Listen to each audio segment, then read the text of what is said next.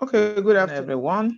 I think we just have to start. Anyway, don't worry, we are recording it so we can send it to people. I know it's network, rain, people are busy, they want to do school runs and the rest of it. Without wasting much of our time this afternoon, I welcome each and every one of you. Sister Hopelin, wow, it's good to have you in the house, creating time out of no time to be here. And I know what it means as a mother to do this. And I pray that God will meet you, answer the question of your heart in the mighty name of Jesus.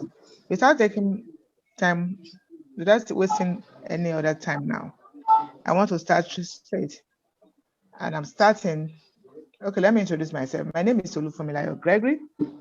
I'm a family therapist, a relationship coach. I help people in repairing their home, and I also help them in laying a good foundation. And I'm so passionate about family. Anywhere there's conflict or any issue in a family, I help them look into it and settle it.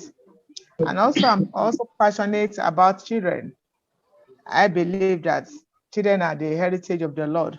The Bible says that the fruit of the womb is a reward from the Lord. And I also believe the word of God that says that God is looking for people that will raise unto him a godly seed. And I believe with that it's possible to raise a godly seed. And that is why we are here today. So, and I'm going to start from what I posted. I have so many questions. People have been asking me questions. What do you do? My children, my son is 4 years old, is this and that, he's lying and everything. Let me start by saying that children are unique. And children are an heritage of the Lord. They are children, they are God's own children. We are only a caretaker over these children.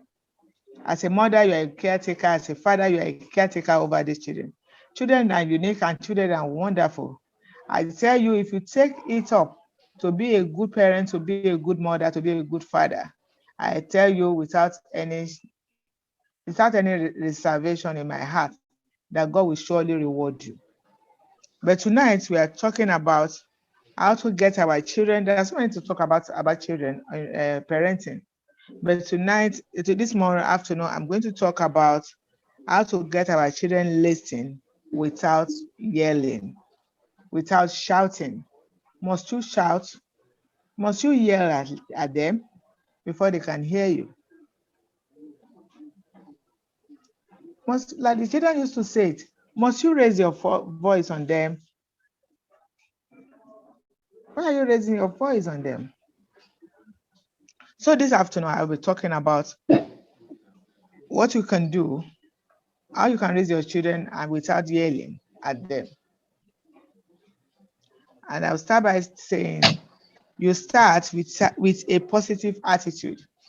You start with a positive attitude because kids have a hard time with emotional regulation. Be positive, be intentional about it. To be a good parent, you have to be intentional, you have to be deliberate about it. It's not a magic. And most of the time, what happens is that we as a parent, because of where we are coming from, we import the way our parents, the way we are raised, we import into our own family, forgetting the fact that these children are unique and they are of God. And children are not the same. Children have their own personality. Do you even know that children get depressed? Most of the time they get depressed. They are tired. You just sit down, they'll sit down in one corner. They are going through some things. Are you emotionally sensitive to their emotion? You yourself as a parent, are you sensitive to their emotion? Are you emotionally sensitive to your children's emotion? Before I proceed further, why did you even have children? What's your reason? Where purpose is not known. The wise man said, abuse is inevitable. If you don't know the reason why you have these children, if you don't know the reason why God gave them unto you, abuse is inevitable, even unknowingly. So I'm asking, why did you bring them to the world? Why did you have them? Did you have them because so that people will not say you are not fruitful? Why did you bring them to the world? What's your reason? Some of us, we have one, we have two, and we want to have more. Why do you want to ask for more? Because you can ask for more. Can you handle what you have? Can you handle it?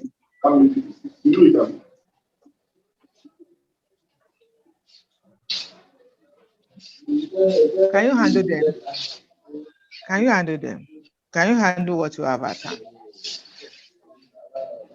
Do you even have what it takes to be a parent? You need to ask yourself all this. And I believe that's one of the reasons why some of us are here this afternoon. So to raise them to listen without yelling at them, you need to start with a positive attitude. You need to start with a positive attitude. That's number one. Start with a positive attitude. Positive attitude, be deliberate about it, be intentional about it, and be consistent about it. Take your time to study them. What do you have in your hand? Do you have a strong-willed child in your hand? Do you have an independent child? How well do you even know your children? So you start with a positive attitude. Because children, they find it difficult to they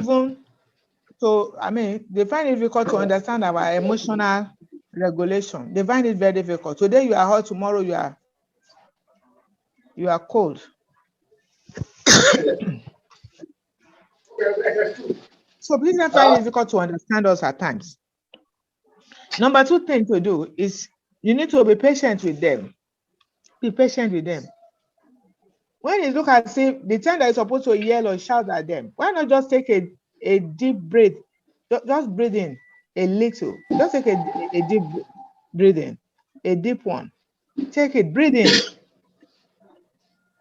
You can even count 1 to 5 so that you not respond negatively to their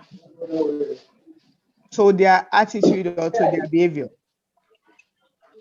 You ask yourself, why is he doing what he or she is doing? Why is he or she doing it? So you need to be patient with them.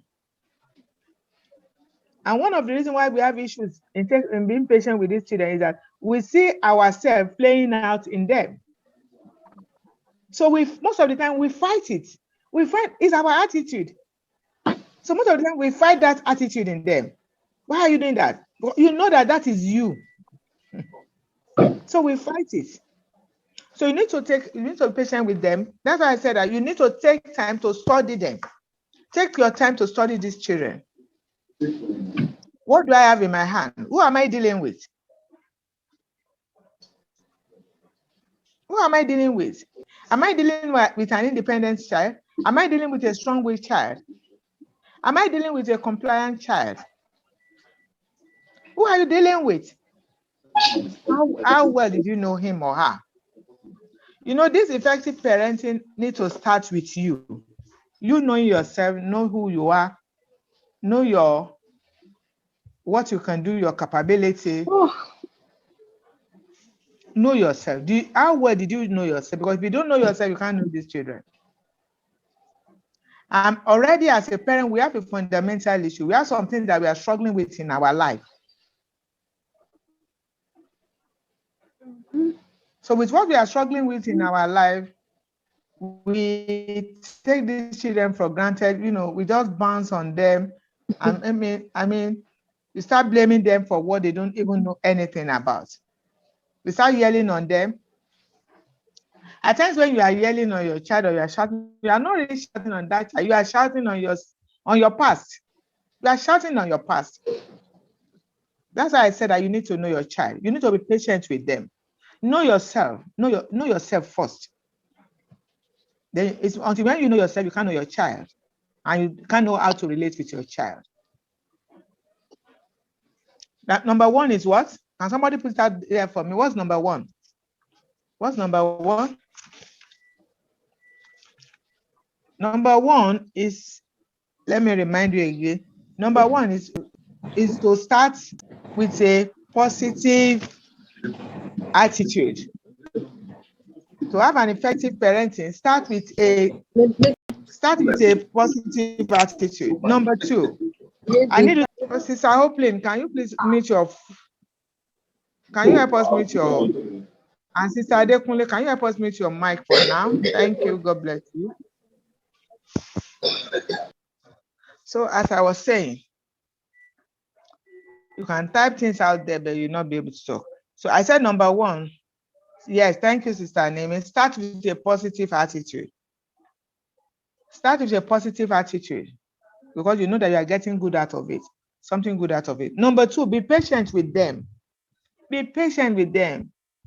Don't expect them to know it all at once. Don't expect a magic. They are growing up. In fact, age 0 to age 1 and 2, at least need like to play for like 8 hours. They will be restless for about 8 hours in 24 hours. You need to bear with them. They want to explore so many things. They want to touch you. They want to try this. They want to talk the way you talk. They want to dress the way you talk. They want to do everything the way you are doing it. Be patient with them. And at this time, this is the time that you start to study them. These children are projects in our hand. They are projects in your hand from God. They are projects. So you need to, and you know what it means when you are doing your project when we're in school. You know how it takes time. The same way with your children. Take time to study them. They are unique. So the glory of God, I'm blessed with 4 boys. But I started knowing their calling, what God, they give to God has deposited in them from age 2. Age 2 upward. I take my time. Am I perfect? I am not perfect. And not only that, maybe I will proceed further in this group. I'll be talking about it. We have 4 of them, and 3 out of the 4 are dyslexia. You know what that means. Those of you that know what dyslexia is, put it out there for me if you know what it means. A dyslexia. These are children that, they have their own unique way of learning. So I have to take my time to study them. To be patient with them. Take your time to study them, to know who they are.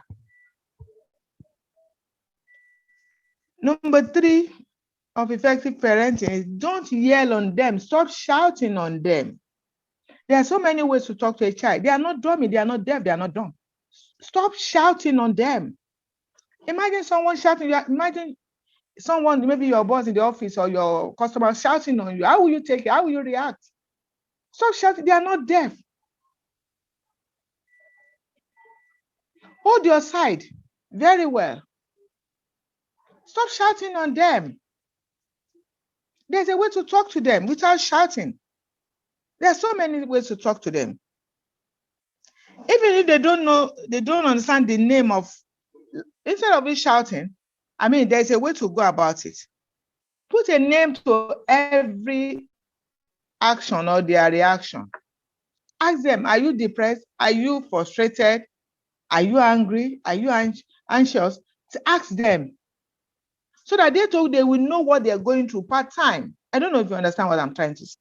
Instead of you yelling or shouting at them, even when they don't understand the names of complex emotions like frustration, irritation, over time, as they develop their own voices and vocabulary to verbalize their wants and needs, and also learn to use this expressive word rather than acting out. They will know how to say, Mommy, I'm just frustrated. I'm irritated. I don't like what Bola is doing. You are irritating me. You are irritated. They will express what they are feeling. Somebody needs to teach them, and that is you. That's why I said that parenting is a work. In fact, it's hard work. I tell people anytime I'm taking parenting class that if you don't have time for them, don't bring them forth because it's real work. Imagine me having 7 dyslexia. I said having 3 dyslexia children. In fact, within 1996, and 2003, I did not do any, I didn't go out there to work.